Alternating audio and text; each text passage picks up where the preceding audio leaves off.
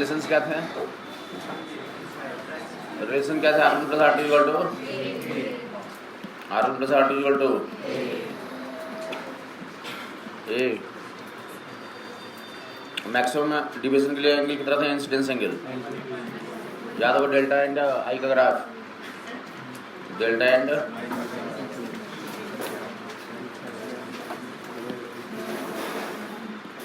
ऐसा कुछ आया था। और ये इस पे क्या था हमारे पास? I equal to E, division is minimum. और यहाँ पे 90 डिग्री एंगल ऑफ इंसिडेंस कितना हो जाए? 90 डिग्री। तो delta division will be delta and I का graph, that will be I equal to E के लिए डिवीजन क्या था? मिनिमम था। And delta equal to maximum कब होता है? 90 डिग्री पे। और उसके अलावा क्या कंडीशन थे? तो उसके अलावा तो हर एक डिवीजन पे 2 एंगल ऑफ इंसिडेंस थे हमारे। हर एक ऑल अदर डिवीजन के लिए क्या थे हमारे? 1 is angle of incidence and other is emergence. और कुछ कंडीशन लिखा है था मिनिमम डिवीजन के लिए। I equal to E equal to A plus delta by 2, R1 equal to R2 equal to A by 2, light ray inside prism is parallel to base of the prism. And no division के लिए, no division के लिए condition आ गया था लोगों को। No division के single prism रहेगा तो क्या करता है? डिस्पर्सन और डिवीजन दोनों काम करता है। Single prism dispersion and division दोनों डेवलप करता है। अगर हम चाहते क्या तो प्रिज्म अगर डिवीजन पैदा नहीं करना चाहे करेगा, इसके लिए मैं कम्बिनेशन ऑफ प्रिज्म होनी चाहिए, कम्बिनेशन ऑफ प्रिज्म। और कंडीशन क्या था ना? नो डिवीजन के लिए डिवीजन की वैल्यू बराबर कर दिया था ये डेल्टा एंड डेल्टा डैश बराबर था, that is condition of no division. Delta equal to A mu minus 1 and A dash. और साथ में कंडीशन क्या लिखा था? तो माइनस क्या बता रहा था? ये इन्वर्टेड रहेंगे। माइनस का मतलब क्या था? इन्वर्टेड। ये कौन सा कंडीशन? No division. कौन सा है? No division. मतलब दोनों का डिवीजन क्या कर देंगे आप? इक्वल कर देंगे। This is no division case. दूसरा जो है तो दोनों का थीटा बराबर कर देंगे, दैट इज नो डिवीजन होगा बट डिस्पर्सन नहीं होगा, that is A mu B minus A dash.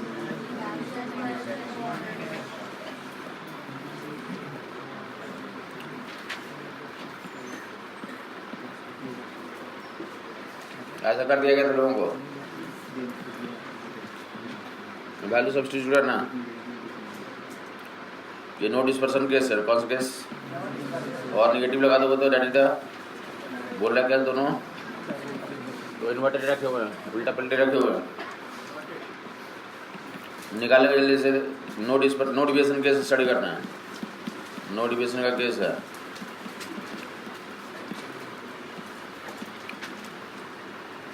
First prism और सेकंड प्रिज्म।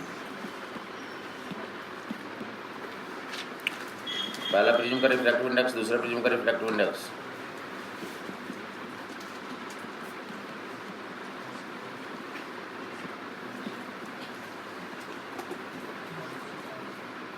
पहला प्रिज्म के लिए तो angle of refracting angle of prism दिया हुआ, निकाल।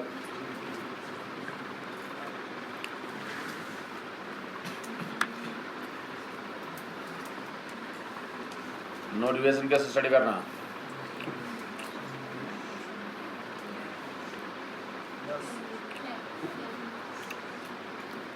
नो डिवीजन केस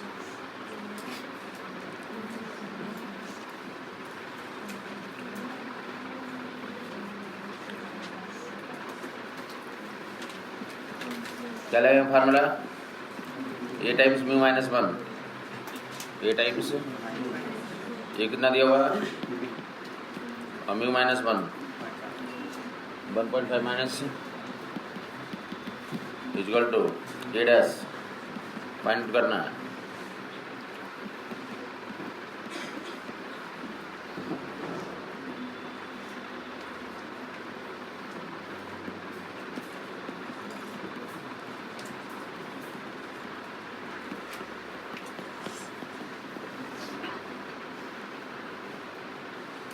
कटिंग कर लो। ए डैश वैल्यू कितनी आ जा रही है?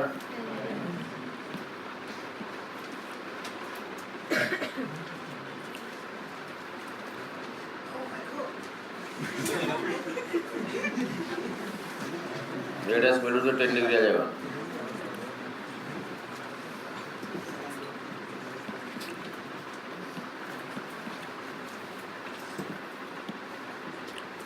प्रिज्म में कंडीशन ऑफ नो इमरजेंस लिख लेगा। कंडीशन ऑफ नो इमरजेंस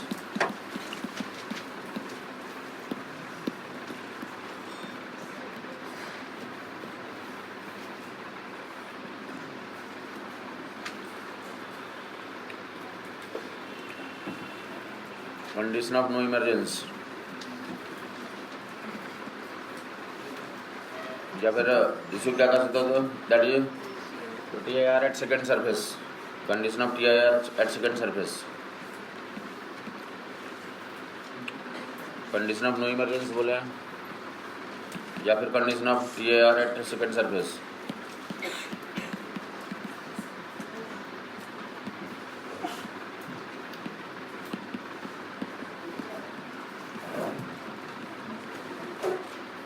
दूसरे सर्विस में TIR कर जाएगा तो बाहर नहीं आएगा, दोनों एक ही इन्फॉर्मेशन है।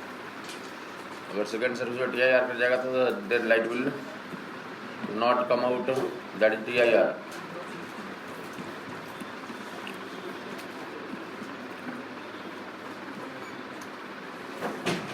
तो हमें क्या करना, तो सेकेंड सर्विस में तो TIR करवाना है। मैं तो क्या मतलब पहले सर्विस पे एंगल ऑफ इंसिडेंस क्या होना चाहिए? लाइक ग्रेजिंग इंसिडेंस होना चाहिए।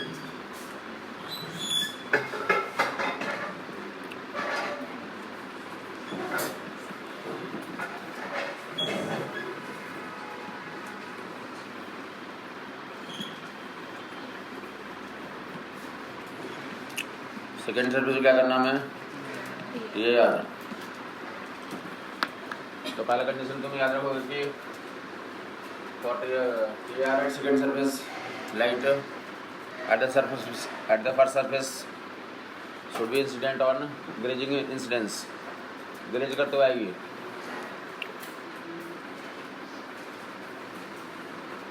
डेल्टा क्या होना चाहिए? Delta equal to I plus A minus I plus E minus A.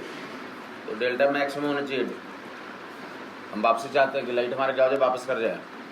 Delta क्या होना चाहिए? मैक्सिमम होना चाहिए। मैक्सिमम होने के लिए आई क्या होना चाहिए? मैक्सिमम। आई मैक्सिमम कितना होता है हमारा? 90 डिग्री। तो light should winter on the grazing incidence. पहला कंडीशन दिया, अप्लाई करो पहला सर्विस के लिए, और पहले सर्विस में तुमने अप्लाई कर दिया। तो यहाँ पे कौन बताएगा? यहाँ पे कौन सा कंडीशन लिखेंगे? TIR यहाँ पे हो रहा है, तो डेट विल बी R2 होता है। वो R2 will be more then theta C। R2 will be more then theta C। कितने याद होगा? किस सर्विस में TIR का कंडीशन ही लिखवाया था लोगों को? कुछ सर्विस में TIR का कंडीशन यही है कि लाइट शुड, तो एंगल ऑफ इंसिडेंस इस सर्विस में होगा। यहाँ पे एंगल ऑफ इंसिडेंस है that will be more than critical angle, that is more than critical angle. जहाँ पे TIR हो रहा था इसलिए कंडीशन लिखाया गया लोगों को। उसके अलावा जो है ये भी लिखवाया गया कि R1 की वैल्यू कोई बता पाएगा? R1 की वैल्यू हाँ बताया था। तो 90 में मारेगा तो थीटा पे निकलेगा। 90 में मारेगा तो थीटा C पे निकलेगा। थीटा C पे मारते तो किसी पे निकलता है? तो समझ में आ गया वो लोगों को R1 की वैल्यू कितना लिखा हुआ है?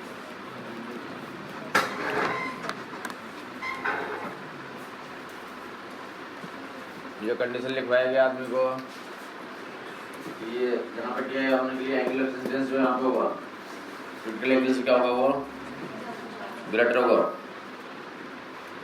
Angle of incidence will greater then critical angle. और यहाँ पे 90 पे आएगा तो किस पे जाएगा?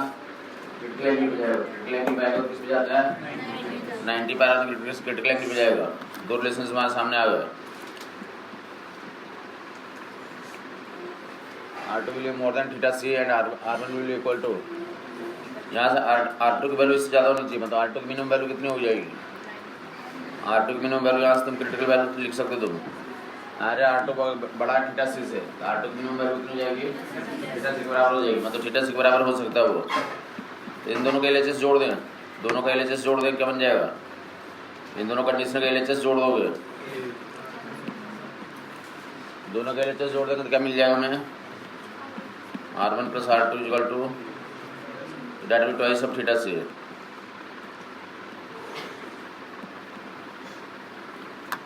R1 + R2 will be more than equal to, ना समझ आई बात? इन दोनों का जोड़ोगे तो इधर जुड़ जाएगा R1 + R2, इधर कितना हो जाएगा? Theta c twice of theta c।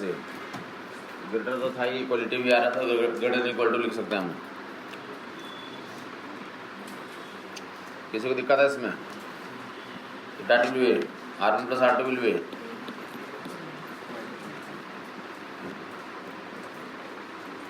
A will be more than twice of theta c।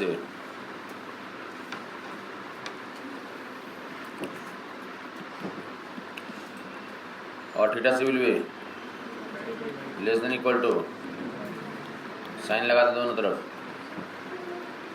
क्यों साइन क्यों लगा रहा हूँ? RS साइन थीटा c की वैल्यू कितने लिखवाई गई है?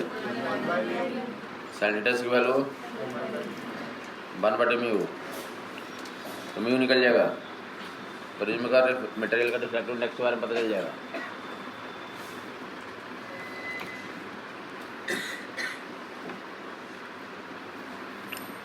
प्रिज्म का मटेरियल का रिफ्रैक्टिव इंडेक्स के बारे में आइडिया लग जाएगा आपका।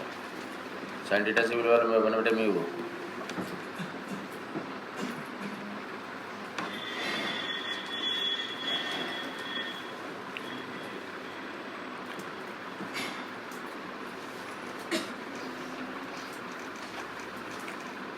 क्रॉस मल्टीप्लाई कर लोगे,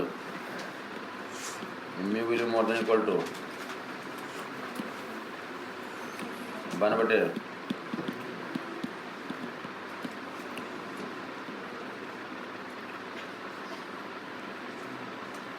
mu will greater than equal to 1/, sine A by mu will more than equal to,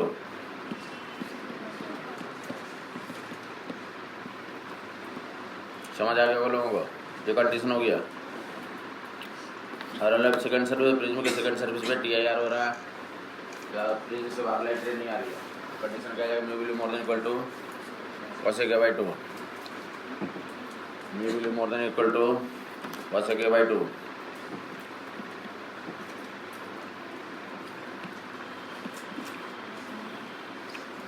तो condition of no emergence, condition वही है फॉर नॉर्मल। ये क्या था? तो लेक आई की वैल्यू क्या थी? मैक्सिमम थी। तो बोले नॉर्मल इंसिडेंस हो रही है।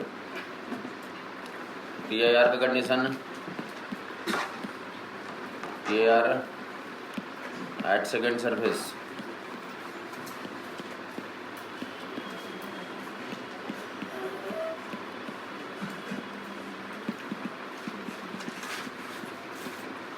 नॉर्मल इंसिडेंस में क्या होता है? TIR एट सेकेंड सर्विस पर नॉर्मल इंसिडेंस, और नॉर्मल इंसिडेंस में क्या होता है? और नॉर्मल इंसिडेंस में I0, तो R1 भी कितना हो जाएगा? कितना समझ में आता होगा? नॉर्मल इंसिडेंस में I0, R1 भी 0। TIR एट सेकेंड सर्विस पर नॉर्मल इंसिडेंस, TIR से एट सेकेंड सर्विस पर, सेकेंड सर्विस पे TIR करने के लिए और नॉर्मल इंसिडेंस का केस है। ये नॉर्मल इंसिडेंस आ रही है, लाइट रे नॉर्मल आ रही है। तो इस केस में क्या गया हमारे पास? I = R1 = 0 और TIR होना है उस पर। सेकेंड सर्विस जाके क्या करना है? लाइट रे को TIR करना है। तो सेकेंड सर्विस में क्या लिखोगे? R2 will be more then theta c। और कंडीशन क्या होता है हमारे पास? ये तो बेसिक नॉलेज है तुम्हारे पास। और R1 + R2 = कितना होता है ये? क्योंकि R1 क्या है हमारा? 0 इस केस में, R2 की वैल्यू, और तो क्या कंडीशन आ जाएगा? यहाँ से यहाँ डाल देंगे,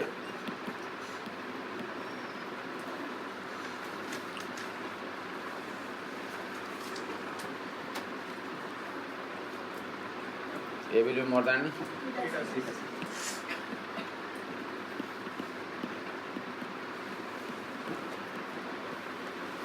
sin A will be more than sin theta C. Sin A will be more than, clear हो गया आप लोगों को? sin theta C equal to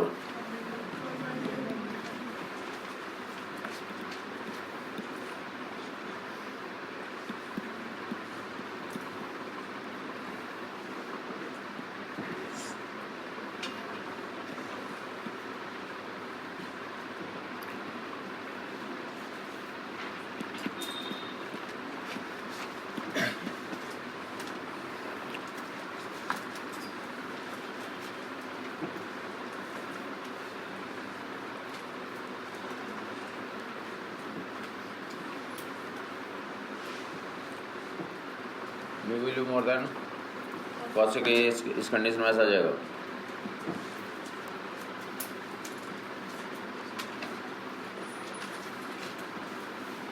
ये हेडिंग डाल देगा फ्रेशनल्स बाय पेज में.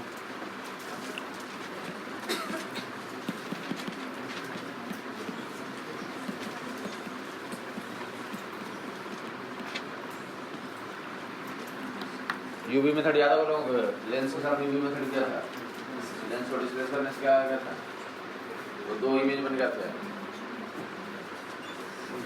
दो साइज के इमेज बने थे और I1 I2 का प्रोडक्ट कितना आ गया था? वो स्क्वायर के बराबर अगर फोकल लेंथ वगैरह निकाला था. याद होगा डिस्प्लेस किया था लोगों को कि कौन कौन सब चीज़ें फिक्स होती थी हमारी. तो ऑब्जेक्ट का प्लेन और स्क्रीन का प्लेन फिक्स होता था.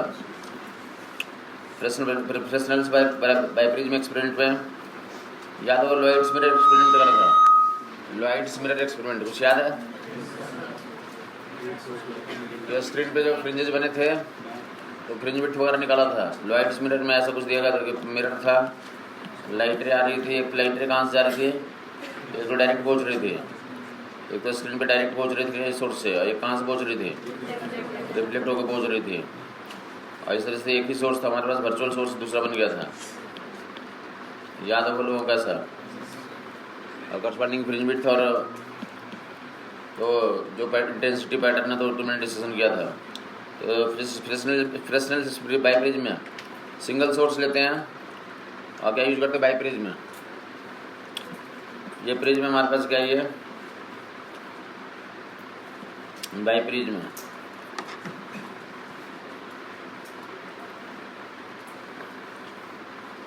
एक प्रिज्म है, क्या करते हैं?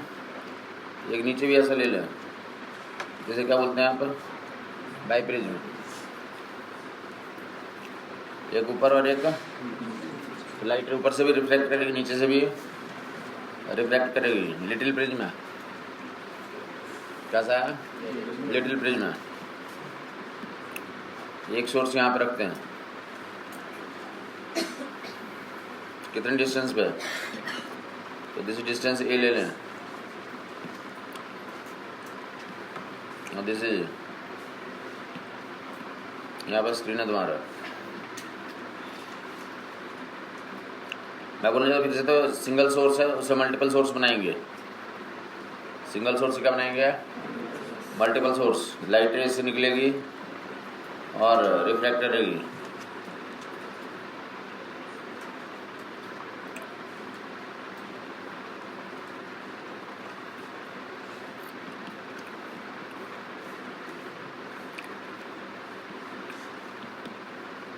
वर्चुअल इमेज पीछे बना हुआ है ऐसा.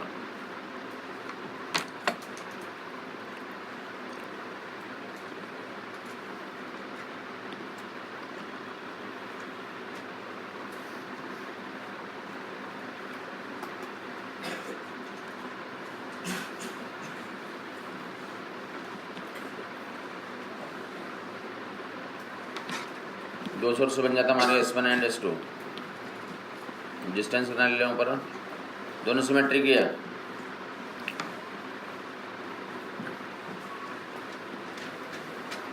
ये डिस्टेंस दोनों क्या है? बराबर बराबर S1 S2. S1 S2 बीच का डिस्टेंस हम लोग कितना लेते हैं? That is D. फिर ये डिस्टेंस टोटल यहाँ से हम बीच का डिस्टेंस कितना लेंगे? D. यहाँ का डिस्टेंस कितना? D/2. नीचे वाला कितना? D/2. ये डिस्टेंस कितना? A and B. तो बोले कि सिंगल सोर्स था, उससे कितने लाइट डेवलप हो गया, स्क्रीन पे कितने लाइट पहुंच रहे होंगे, 2 लाइट पहुंचते हैं, स्क्रीन पे कितने लाइट पहुंच रहे हैं, और 2 लाइट फिर से क्या करते हैं, लाइट पे स्क्रीन पे जाकर इंटरफेयर करते हैं, क्या करते हैं, और इंटेंसिटी पैटर्न देखने को मिलता है। जो इंटेंसिटी पैटर्न मिलता है यहाँ पे फिर से क्या डालते हैं, तो फ्रेसनेल्स बाय प्रिज्म में ये डिस्टेंस ए है और ये कितना पीछे बी है, और यहाँ पे जो S1 S2 जो सोर्स बन रहा है उसके कारण जो इंटेंसिटी पैटर्न है लाइक स्क्रीन पे आ रहा है, और लेंस रख दोगे इस पर, कहाँ रख देंगे, तो एक बार लेंस के पोजिशंस के लिए तो इमेज का साइज बनता है, इमेज का साइज कितना मान लें, D1 कितना मान लें, और फिर से दूसरी बार में लेंस को डिस्प्लेस करोगे और इमेज का साइज कितना मान लें आप, D2 क्या ले लें,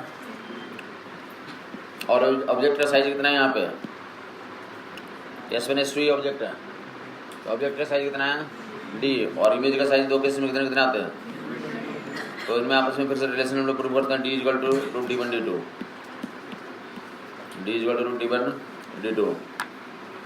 याद होगा उसको हमने प्रूव किया, लेंस लेकर के 2 इमेज बनते हैं, I1 बटे O और I2 बटे O, और M1 M2 का प्रोडक्ट कितना बनाता है, M1 M2 का product I1 I2 equal to O square prove किया था। सेम केस यहाँ पे लिखोगे, एक केस में D1 बाई D और दूसरे केस में D2 बाई D, और दोनों गुना कर देंगे, दोनों का प्रोडक्ट कितना होगा, 1 के बराबर होगा, तो D square equal D1 D2 आ जाएगा। D क्या है तुम्हारा, D क्या है ऑब्जेक्ट का साइज, और D1 D2 क्या है इमेज का साइज, तो D1 D2 और D में क्या रिलेशन आता है हमारा, D equal to D1 D2। अब बाकी फ्रिंज विड्थ जो होता है यहाँ पे, फ्रिंज विड्थ वही रहता है, lambda capital D by small d, जो स्क्रीन पे जो इंटेंसिटी पैटर्न मिलती है तो उसको फ्रिंज विड्थ देखोगे तो फ्रिंज विड्थ कितना था, lambda capital D by small d, capital D कितना हो जाएगा यहाँ पे,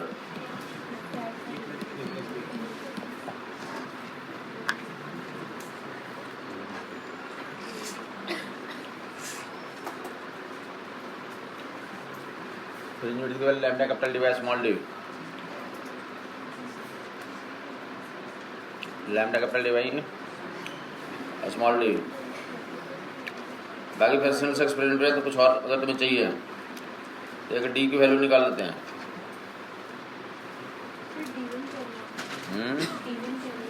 क्या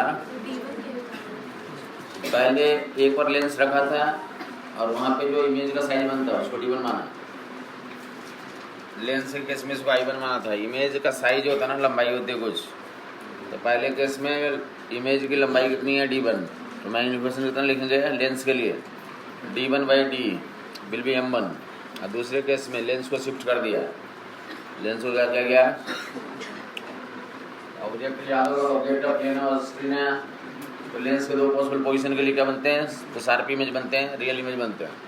एक बार लेंस के पोजीशन के लिए D1 इमेज बन रहा है और दूसरी बार ये, तो मैग्नीफिकेशन D1 बटे D आया था एक बार या दूसरी बार में, और M1 M2 का प्रोडक्ट कितना बनाता है, M1 M2 का प्रोडक्ट बनाता है वो, काफ़ी बार 10 बार तो प्रूव कर दिया कि रखेंगे फोकल लेंथ 10 सेंटीमीटर है और ऑब्जेक्ट 15 पे रखेंगे तो इमेज 30 पे बनेगा, और ऑब्जेक्ट 30 पे रखेंगे तो इमेज कहाँ बनेगा, एक बार मैग्नीफिकेशन 2 और एक बार 1/2 मैग्नीफाई में गुना करोगे तो क्या जाएगा, बना जाएगा। तो वैसे यहाँ पे D1 बटे D इक्वल टू M1 लिखेंगे, D2 by D equal to M2, और D1 D2 का प्रोडक्ट कितना आ जाएगा, तो D स्क्वायर के बराबर आ जाएगा।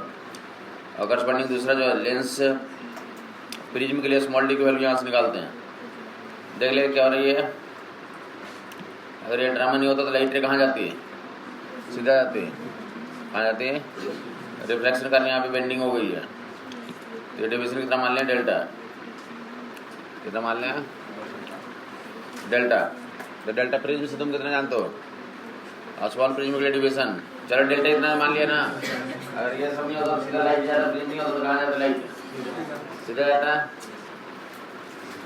प्रिज्म होने से क्या कर जा रही है, बेंड कर जा रही है, तो डिविजन कितना मान लिया, उधर भी डेल्टा होगा इधर भी डेल्टा होगा, डेल्टा की वैल्यू ऐसे लिख लोगे, डेल्टा की वैल्यू इधर के लिए ये कितना है, D/2 है, कितना और इतना ए, तो स्मॉल एंगल के लिए tan delta equal to delta, tan delta equal to, तो परपेंडिकुलर बेस ले लोगे, परपेंडिकुलर बेस कितना आ जाएगा, ये परपेंडिकुलर D/2 हो गया, बेस कितना होगा, नोट कर लेगा D की value,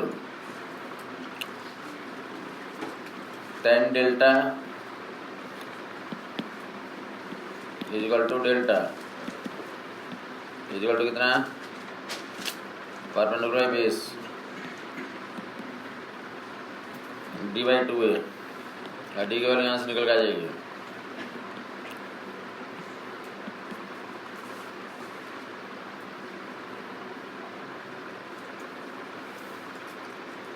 d will be 2a delta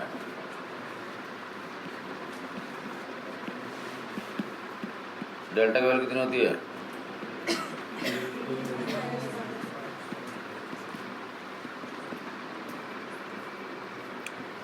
delta will be तो डेट विल दिस हमें फ्रेशनल्स बाय प्रिज्म एक्सपेरिमेंट में इतना ही जरूरत पड़ती है प्रिज्म और लेंस और यंग्स डबल से एक्सपेरिमेंट सारे मिक्सिंग हो जाती है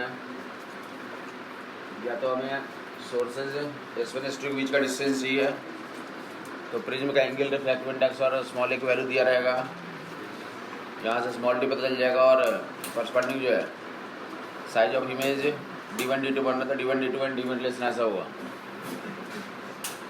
और फ्रिंज विड्थ की जरूरत हो सकती है फ्रिंज विड्थ की वैल्यू तो हमें बता दिया गया लैम्डा a प्लस बी बटे स्मॉल डी की वैल्यू जरूरत ये इस्तेमाल कर सकते हैं एक्सपेरिमेंट होता क्या तो समझ में आया होगा कि हमें यंग्स डबल स्लिट एक्सपेरिमेंट करने के लिए कितने सोर्स चाहिए दो चाहिए तो एक ही ऑब्जेक्ट रखते हैं एस और बाई प्रिज्म में कर देते हैं कि एक बार प्रिज्म ऊपर वाले से और नीचे वाले से दो प्रिज्म का कट करके लगा देंगे तो क्या बोलते हैं बाई प्रिज्म तो एक बार ऊपर से लाइट रे रिफ्लेक्ट करती है दूसरी बारी और करस्पॉन्डिंग जो है तो दो सोर्सेज वर्चुअल बन जाते हैं S1 S2 उन्हीं का मानते हैं वर्चुअल सोर्स और यंग्स डबल स्लिट एक्सपेरिमेंट के करस्पॉन्डिंग तो लाइक स्क्रीन पे इंटेंसिटी पैटर्न दिखता है इमेज बनता है स्क्रीन पे क्या दिखता है इमेज लेंस डालोगे तो दो लेंस के दो पॉसिबल पोजीशंस के लिए दो इमेज बनते हैं उनकी लंबाई d1 d2 है और ऑब्जेक्ट का साइज d तो d1 d2 एंड d में क्या रिलेशन होता है हमारा तो दैट विल लाइक दिस जहाँ पर है तुम आइडेंटिफाई कर लोगे निकालेगा जल्दी से फोकल लेंथ निकालेगा बोला 2 लेंस हैं उनका फोकल लेंथ कितना है ग्लास लेंस है दो फोकल लेंथ कितना है तो एफ है फोकल लेंथ कितना है एफ और इसको क्या मान लेते F1 दोनों का इक्विवेलेंट फोकल लेंथ कितना है F1 दूसरा केस में बोला गया इनके बीच में क्या डाल दिया गया तो कोई लिक्विड डाल दिया गया उसका रिफ्लेक्टिव इंडेक्स भी कितना है उनका उसका रिफ्लेक्टिव इंडेक्स भी तो 1.5 ही है now focal length F2 F2 का रेशियो निकालोगे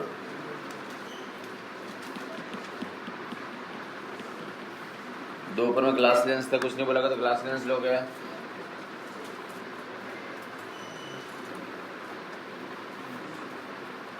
इनिशियली दो कॉन्वेक्स लेंस हैं इक्वी कॉन्वेक्स लेंस और उनका फोकल लेंथ F1 के बराबर है उनका फोकल लेंथ F1 के बराबर बाद में जो उनके बीच का स्पेस है उसमें भी 1.5 का रिफ्रैक्टिव इंडेक्स का मेरे मटेरियल डाल देगा तो नया फोकल 3 ज़्यादा कितने लेंस हो गए 3 तो फोकल लेंथ कितना हो गया F2 F1 F2 का रेशियो निकालना है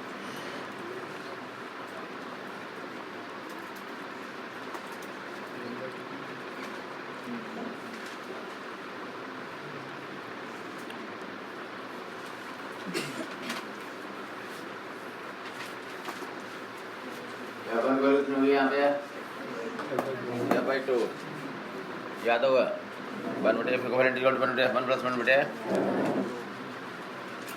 तो 1/f 1/f that will F equivalent will be F/2 पहला केस में कितना दिया हुआ है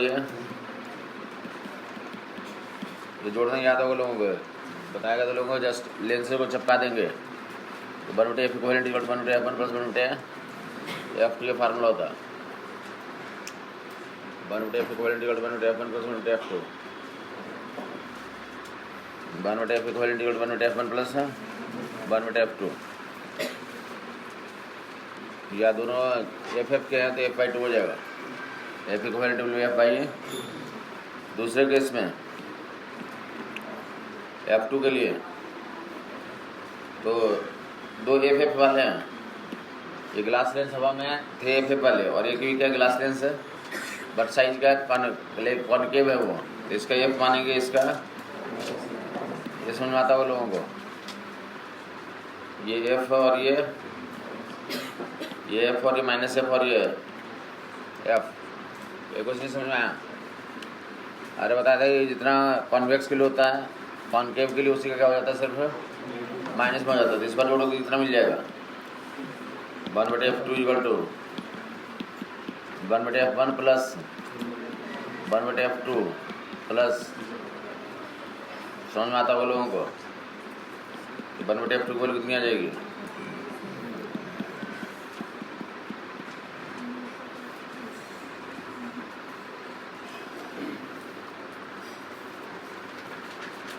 f1/f2 का रेशियो ले लोगे,